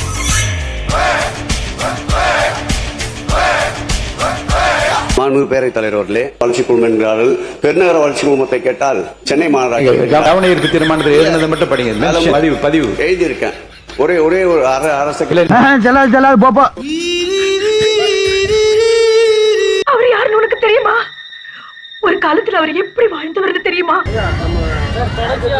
அது நீங்க தனியா பேசிக்கலாம். இல்ல நீங்க பிரஸ் இல்ல என்ன பார்த்துல என்ன ஆட்டம் ஆடினடா. நெல் வந்து மழையில் நனையாமல் 5 ஆண்டு காலத்தில் மழை நனைக்காமல் விட்டோம். இப்போ வந்து நீங்கள் வந்து ஆட்சிக்கு பொறுப்பேற்ற 3 மாதத்தில் இப்போ தொலைக்காட்சியில் பார்த்தா எல்லாம் நெல் மூட்டைகள்லாம் நனைந்து அதுவும் அதிகமாக ஓப்பனில் தான் இருக்குது. இப்போ திடீர் மழை வரும்போது நாங்கள் உடனுக்குடன் அங்கே அப்புறப்படுத்தி இங்கே பாதுகாப்பான இடத்திலே நாங்கள் குடோனில் வச்சோம். எங்கிட்ட சில ரிப்போர்ட்ஸ் இருக்குது, சில ஃபோட்டோஸ் பேப்பரில் கடந்த 1 ஆண்டு காலமாக அந்த பேப்பர் ரிப்போர்ட்டாக இருக்குது. முதல்ல என் முன்னாடி வந்து இப்படி கேட்கறதே தப்பு. 2025 டிசம்பர் முதல் வாரத்திலேயே மதுராந்தகத்தில் 5000 மூட்டைகள் மழையில் நினைந்தன. அது பேப்பர் ரிப்போர்ட்டில் பேப்பர் பத்திரிகைகள் நிறையா வந்திருக்கு. விருதாச்சலத்தில் 5000 நெல் மூட்டைகள் அதே பேர் நினைஞ்சிருக்கு. 2026 பிப்ரவரி மாதத்தில் சேத்தியாத்தோப்பில் சுமார் 1 லட்சம் நெல் மூட்டைகள் தேக்கமடைந்து எங்கேயும் குடோன் இல்லை, ஸ்பேஸ் இல்லை, லாரி இல்லைன்னு சொல்லி தேக்கமடைந்தது. அங்கேருந்து மூவ் பண்ணாங்க. மானாமதுரை அதில் பல ஆயிரம் மூட்டைகள் நெல் மூட்டை நடந்திருக்குன்னு நினைந்திருக்கிறது. அப்போ விவசாயிகள்லாம் போராடி இருக்காங்க. இதெல்லாம் உங்களுக்காக ஒரு ரிப்போர்ட்டாக வச்சுருக்கேன். இதெல்லாம் பத்திரிகையிலையும் வந்திருக்கு. அந்த இடத்துல ஆய்வு பண்ணி அதையும் பண்ணியிருக்காங்க.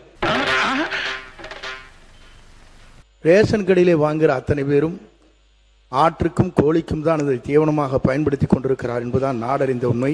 முன்னாள் அமைச்சர் நேரு கூட அந்த ரேஷன் அரிசி தான் சாப்பிட்றேன். ஏன்னா சுகர் கம்மியாகும்ட்டு அதை சுகரை கம்மியாகும்னு சொல்லி அது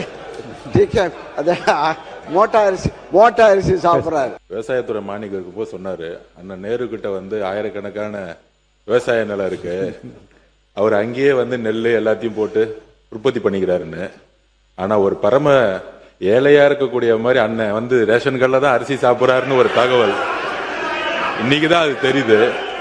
அனைவருக்குமான பொது விநியோக திட்டத்தை வழங்குவது நம்ம தமிழ்நாடு மட்டும்தான். அது மிகப்பெரிய திட்டம், இந்த அரிசி வழங்குற திட்டம். அதை நம்ம மூத்தவர்கள் கொச்சைப்படுத்த கூடாது. இலவச மருத்துவமனை இருக்கு, இலவச கல்விகள் இருக்கு, இலவச அரிசி இருக்கு. ஆனால் இங்க இருக்கக்கூடிய மந்திரிகளோ இங்க இருக்கக்கூடிய சட்டமன்ற உறுப்பினர்களோ இலவச மருத்துவமனைக்கு போனது கிடையாது, இலவச கல்வி நிலையங்களுக்கு போனது கிடையாது, இலவச அரிசியை நம்ம சாப்பிட்டது கிடையாது. இலவசம் என்பது நம்ம பயன்படுத்துகிற மாதிரி இருக்கணும். எல்லோரும் சமம் நினைக்கக்கூடிய ஒரு அரசா இருக்கு. இது வரைக்கும் எந்த அமைச்சர் போய் ஒரு ஃப்ரீயா இருக்கக்கூடிய ஹாஸ்பிட்டல் போய் படுத்திருக்கிறாரு? உடம்பு சொல்லனா சிங்கப்பூர் போறாங்க, உடம்பு சொல்லனா பிரைவேட் ஹாஸ்பிட்டல் போறாங்க. என்ன கோட்டச்சாமி? ஒண்ணும் இல்லையா? ஒண்ணும் இல்லையா? இலவசம்ங்கிறது கருணை அடிப்படையில் இருக்கு. இலவசங்கிறது தகுதி அடிப்படையில் இருக்கணும். அதாவது மக்களுடைய உரிமை. அது ஒரு உதாரணத்துக்கு எடுத்துக்கிட்டோம்னாக்கா, பெண் உறுப்பினர்கள் அதிகமா இருக்கிறது இன்றைய ஆளுங்கட்சியில தான் அப்படின்னு பெருமையா பேசினாங்க. ஒரு வேட்பாளரா வரணும்னா அவர் வாக்காளரா இருக்கணும். அந்த வாக்குரிமையை பெற்று தந்தது திராவிட இயக்கம். வாய்ப்பு கொடுத்தது எங்களுடைய தலைவர் மட்டும்தான். எல்லாரும் இன்னைக்கு புக்ல மட்டும்தான் உட்காந்து ஜெண்டர் ஈக்குவாலிட்டியை பத்தி பேசிட்டு இருக்காங்க. எங்களுக்கு அரசு சட்டமே தேவையில்லாம எங்களுக்கு ஜெண்டர் ஈக்குவாலிட்டிய ஒரு ஹிஸ்டரியா இன்னைக்கு படிச்சிட்டு இருக்கிறது தலைவர் முதலமைச்சர் அவர்கள் மட்டும்தான். பேரவைத் தலைவர்களே, எப்பொழுதும் நீங்கள் நடுநாயகமாக தான் இருப்பது உண்டு. இது வரைக்கும் அப்படி தான் நாங்கள் நினைத்து கொண்டிருக்கிறோம். எங்களுக்கு பாதுகாப்பே எப்பொழுது பேரவைத் தலைவர்கள் தான்.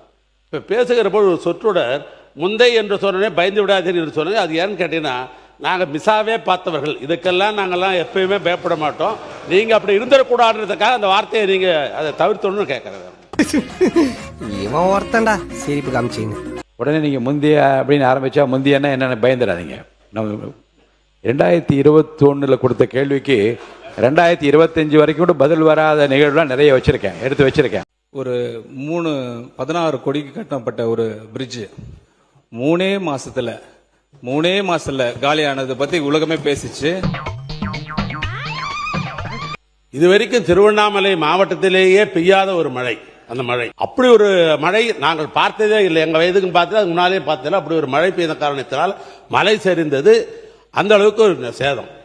டேம்ல இருந்து 2.25 பாம்பாருடைய தண்ணி இவைகளெல்லாம் சேர்ந்த உடனே அதனுடைய தாங்கும் திறன் இல்லாமல் அது அடித்து கொண்டு போனது என்று அந்த டிசைன் எல்லாம் விளக்கம்லாம் சொல்லி ஏற்கனவே சட்டமன்றத்தில் பதிவில் இருக்கிறது. அது இயற்கையினுடைய சீற்றம்.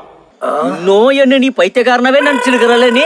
அமைச்சர் பெருமக்கள்லாம் உட்கார்ந்து கலநயத்தோடு டேபிள், முதலமைச்சர் உட்கார்ந்து இருக்கிற கலநய டேபிள், எங்க எதிர்கட்சி தலைவர் உட்கார்ந்து இருக்கிற கலநயத்தோடு டேபிள், இந்த எதிர்கட்சியில் இருக்கிற நம்முடைய தோழமை கட்சி சட்டமன்ற உறுப்பினர் உட்கார்ந்து கலநயத்தோடு இருக்கிற டேபிள், இந்த பேசுகிற ஒலிவாங்கி என்கிற இந்த மைக்கு, இந்த செக்ரட்டரி உட்கார்ந்து இருக்கிறது, இதை அத்தனையும் செய்தது திராவிட மாடல் ஆட்சியில தமிழ்நாட்டுடைய பொதுப்பணித்துறை அமைச்சராக இருந்த நான் பார்த்து இரவு நேரத்தில் எப்படி நாம் செய்ய வேண்டும். அப்புறம் மானிய கோரிக்கையை பத்தி பேசியான்னா இந்த டேபிள் நான் செஞ்சது, இந்த மைக்கு நான் போட்டது, நான் கொப்பா விட்டு துட்லையா போட்டேன்? நான் கேக்குறேன், உனக்கெல்லாம் வெக்கமே இல்லையாடா? சோறு தானே திங்கிற. மானிய கோரிக்கையில் பேச வேண்டிய பேச்சா? இதற்குத்தான் நேரலை வேண்டும், புரியுதா? அதாவது நம்ம மாண்புமிகு நம்ம கரூர் கம்பெனி மன்னிக்கணும், கரூர் முன்னாள் சட்டமன்ற உறுப்பினர் நக்கல்யா அவனுக்கு மாண்புமிகு சங்கி அமைச்சர் மன்னிக்கணும், மாண்புமிகு எரிசக்தி துறை அமைச்சர்கள் அவனை அடிக்கிற அடியில கண்ண தண்ணி இல்ல கண்ணை பிடிக்குது. மாண்புமிகு பாத்ரூம்ல 3 மணி நேரம் உட்கார்ந்து இந்த எதிர்க்கட்சி தலைவர் நான் சொன்ன ஜோசியக்கார சொன்னாதான் அந்த ஃபைல் திறந்து பார்ப்பீங்களா? நல்ல நேரம் அதை பார்த்துட்டு இருக்கீங்களா? ஜோசியம்னு சொன்னாரு. ஜோசியம் பார்த்து மஞ்சள் துண்டு போட்டதெல்லாம் ஆல்ரெடி தமிழ்நாடு பார்த்துருச்சு. ஜோசியம் பார்த்து மஞ்சள் துண்டு போட்டதெல்லாம் தமிழ்நாடு ஆல்ரெடி பார்த்துருச்சு. இதெல்லாம் வந்து யூடியூப் சேனல்லையும் சோஷியல் மீடியாலையும் ரீல்ஸாக கட் செய்யப்பட்டு அதிகமாக ஷேர் செய்யப்படுகிறது.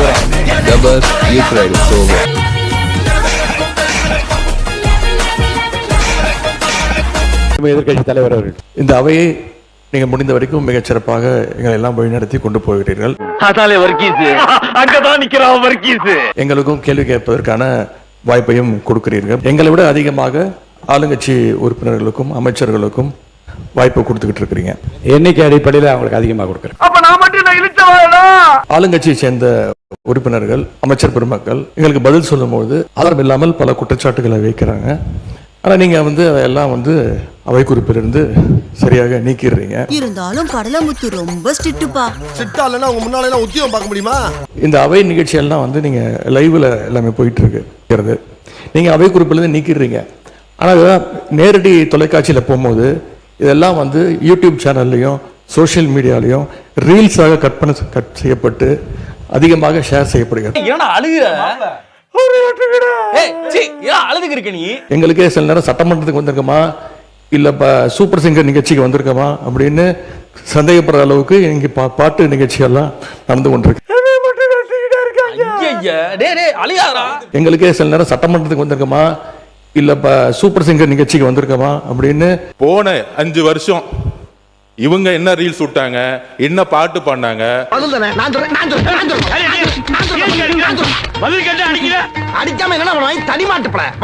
பெரும் சபையில் நீ நடந்தால் உனக்கு மாலைகள் விழ வேண்டும். ஒரு மாசு குறையான மன்னவன் இவர் என்று போற்றி புகழ வேண்டும்.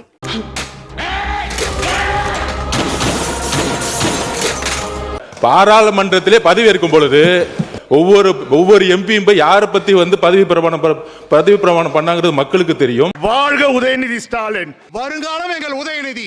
வாழ்க உதயா. வளர்க தமிழ்நாட்டின் இளந்தலைவர் அண்ணன் உதயநிதி ஸ்டாலின் அவர்கள். வருங்கால தமிழகம் உதயநிதி வாழ்க. வாழ்க உதயநிதி. வாழ்க இளந்தலைவர் உதயநிதி ஸ்டாலின். வாழ்க எங்கள் எதிர்காலம் உதயநிதி ஸ்டாலின்.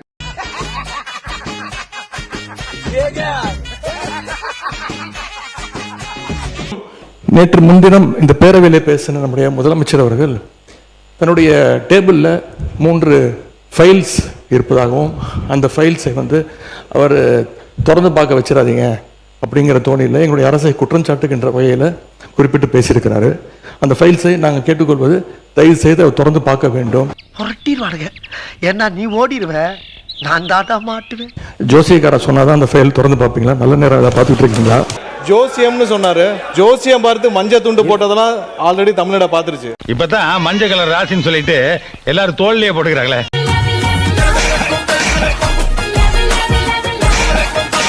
ஜோசியம் பார்த்து மஞ்சள் துண்டு போட்டதெல்லாம் தமிழ்நாடு ஆல்ரெடி பார்த்துருச்சு. அதனால எதை செய்தாலும் வெளிப்படையாக எந்த ஒளிவனைகளும் செய்ய தெரியும். எதை எப்போ எடுக்கணும் என்னன்னு தெரியும். எல்லா துறைகளிலும் எப்பெல்லாம் சட்டப்பூர்வமான நடவடிக்கை எடுக்கப்பட்டு வருது எல்லா துறையிலும் எடுத்துட்டு வருது.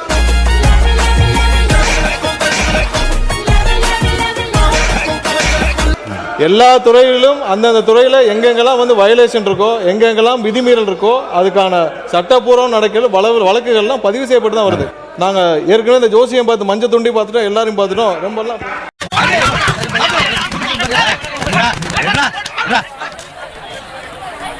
நீங்க மிசாவே பார்த்த இயக்கம் தான், ஆனால் தாவேக்கான என்னன்னு காமிச்சிருக்கோம். அதனால எங்களுக்கு எந்த பயமும் கிடையாது. தெளிவா இருக்கல? தெளிவா இருக்கேன். தெளிவா இருக்கான மாட்டீங்கடா. முக்கியமாக நெடுஞ்சாலைத்துறையிலும் சரி, முக்கியமாக பொதுப்பணியில் சொல்லி வெள்ளை வேறிக்கை வெளியிட்டு முதலமைச்சருடைய அலுவலகத்தில் அந்த ஃபைல் இருக்கு. கண்டிப்பாக ஆதாரத்துடன் சட்டப்படியான நடவடிக்கை எடுக்கப்படுங்கிறதா முதலமைச்சர் சொல்ல வந்தது. இதை யாரும் அவர் சொன்ன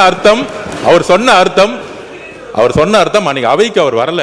அது அவருடைய ப்ராப்ளம். அது தெளிய வச்சு அடிக்கிறீங்க. மயக்கத்துல ஒரு நச்சா வலி தெரியுமா? அது எப்படி தெரியும்? அதனாலதான் தெளிய வச்சு அடிக்கிறோம். அடிடா நல்ல முன்னாலே வைக்கிற கோப்புகளை முழுவதுமாக நான் ஆராய்ந்து கொண்டு இருக்கிறேன் என்றுதான் சொன்னாரே தவிர அதை எடுக்க வேண்டும் நீங்க ஒரு சேலஞ்சாக அதை ஒரு சேலஞ்சாக நீங்க ஒரு சவால் விடுப்பது போல் அதை எடுத்துக்கொள்ளக்கூடாது என்று நான் உங்களை கேட்டுக்கொள்ள. நான் எதுவும் சேலஞ்ச் எல்லாம் பண்ணல, நான் ஓப்பன் சேலஞ்சே பண்றேன்.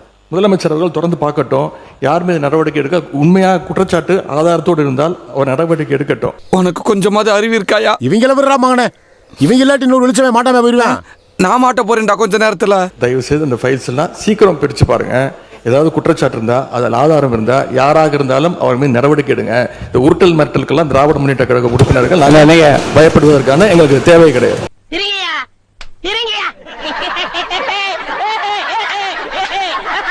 எனவே சினிமால பஞ்ச் டைலாக் பேசுறதெல்லாம் சட்டமன்றத்தில் பேசலாம். நீங்க அப்படி பஞ்ச் டைலாக் இல்ல மாண்புமிகு முதலமைச்சர் கருத்து என்ன சொல்றாங்க, அதை நீங்க சினிமா நடிப்பது போல பஞ்ச் டைலாக்னா எப்படி எழுந்திருக்காம இருப்பாங்க? அப்புறம் தயவுசெய்து சொல்றேன், நீங்க சொல்லுகிற போது முதலமைச்சர் கருத்துன்னு சொல்லுங்க. உறுதியாக சொல்றோம், நீங்க 25 வருஷத்துக்கு மேல ஆட்சியில் இருந்தீங்க, ஏன் தைரியம் இருந்தா லைவ் போடல? நீங்க இது வரைக்கும் உங்ககிட்ட நேர்மையான வெளிப்படை தன்மையான சட்டமன்றத்தை நடத்தக்கூடிய தைரியம் திமுக இது வரைக்கும் இருந்தது இல்லை. சட்டமன்ற வரலாற்றிலே முதன்முறையாக நேரலை செஞ்சது திராவிட மாடல் அரசு, எங்களுடைய தலைவர் அவர்கள் தான்.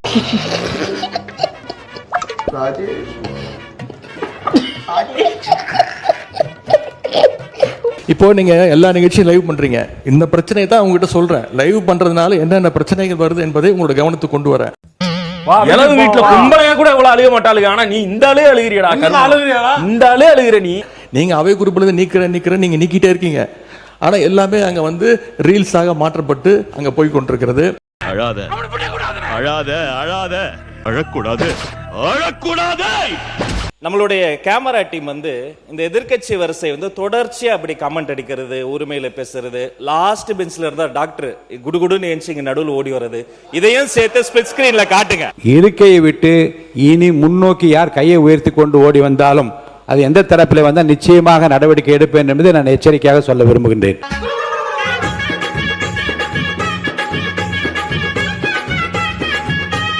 பேரவைத் தலைவரே, நான் உங்க சார்பா பேசிட்டு இருக்கேன். இப்ப நீங்க நீக்கிட்டீங்க, ஆனா இப்ப இதெல்லாம் லைவ்ல போயிடுச்சு. என்னடா கத்துற? இப்ப அதுக்கு என்ன பண்ண போறீங்க? அது என்ன நடவடிக்கை எடுக்க போறீங்க? அதாவது லைவ் கொடுப்பது நாங்க எதிர்க்கவில்லை, நாங்கள் பாராட்டுகிறோம். லைவ் நீங்க கொடுத்திருக்கீங்க, நல்ல முயற்சி, நாங்க பாராட்டுறோம். ஆனா அதுல இருக்கக்கூடிய பிரச்சனைகளை இங்க நான் சொல்றேன்.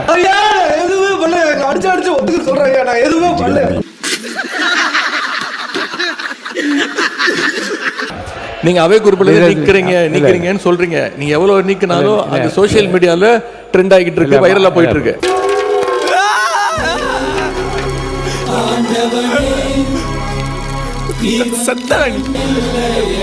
இனி ஒரு மண்ணும் பண்ண முடியாது உன்னால. இந்த 3 மாதங்களில், குறிப்பாக இந்த 2 மாதங்களாக தமிழ்நாடு முழுவதும் மின் கணக்கீடு என்ற முறையில் எடுக்கப்பட்ட அந்த கணக்கீட்டின் அடிப்படையிலும் லட்சக்கணக்கான மின் நுகர்வோர்கள் தங்களுடைய மின் கட்டணம் உயர்ந்திருக்கிறது என்ற குறைபாடுகளை சுட்டிக்காட்டியிருக்கின்றார்கள்.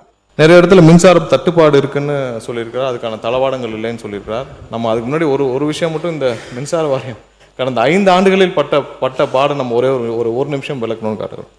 அதாவது நம்ம மாண்புமிகு நம்ம கரூர் கம்பெனி மன்னிக்கணும், கரூர் முன்னாள் சட்டமன்ற உறுப்பினர், முன்னாள் சட்டமன்ற உறுப்பினர் திரு செந்தில்மன்ற உறுப்பினர், கோயம்புத்தூர் சட்டமன்ற உறுப்பினர், கரூர் சட்டமன்ற உறுப்பினர், கோயம்புத்தூர் சட்டமன்ற உறுப்பினர். இந்த அநியாயம் பண்றியடா, கூடவே சுத்திரிய செவ்வாழ, நீயாவது புத்தி சொல்லக்கூடாதாடா? அவர் தான் 2021 உட்காருங்க, 2021 இந்த துறைக்கு உட்காருங்க, அதான் சொல்லிட்டு இருக்காங்க. 2021 அமைச்சராக இருந்தார். அதான் நான் தான் திருத்திக்கிறேன்னு சொல்றேன்ல. இல்லப்பா, அடிமேல் அடி விழுந்துட்டே இருக்குப்பா. அமைச்சராக இருந்தார். இல்ல எல்லாத்துக்கும் எதிர்க்கட்சி தலைவர் சொன்னதை நீக்கிட்டீங்களா? அவர் சொன்னது நீக்கிட்டீங்களா தலைவரே? மாண்புமிகு சங்கி அமைச்சர், மன்னிக்கணும், மாண்புமிகு எரிசக்தி துறை அமைச்சர் அவர்கள் பேசணும். மாண்புமிகு பாத்ரூம்ல என்ன பாக்குற துப்புறானேனா உன்னை மூஞ்சில வேற யாரும் துப்ப கூடாது பாரு அதான் நான் துப்புறேன். பாத்ரூம்ல 3 மணி நேரம் உட்கார்ந்து இந்த எதிர்க்கட்சி தலைவர் சொல்றதுக்கு 5 நிமிஷம் ஆகாது. உட்காரணும்.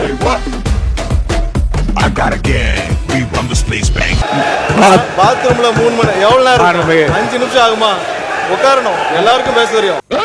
பாத்ரூம் பாத்ரூமா? அது இந்த பக்கம் இருக்குங்க. அதுக்கு தான் வந்தாங்க. கவர்மெண்ட் கிடக்குறியா? இது உங்க அப்பாவுக்கு பட்ட பேரியா? ஐயே.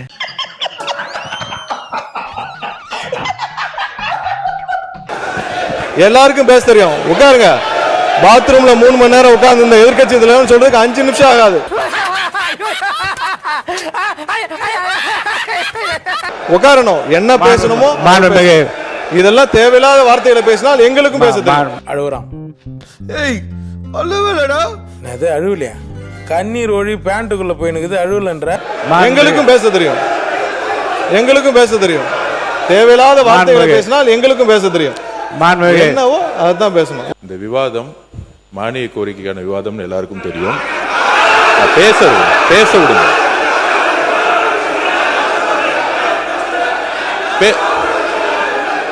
நான் எதுவுமே தப்பா சொல்லல, பேச விடுங்க. எதிர்க்கட்சி தலைவர் பயமா அது கடிச்சிடாத.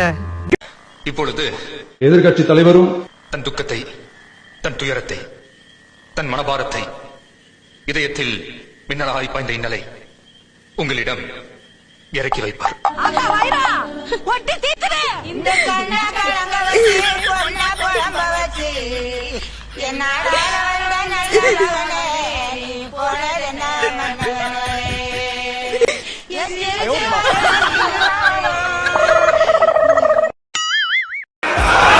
பேச விடுங்க.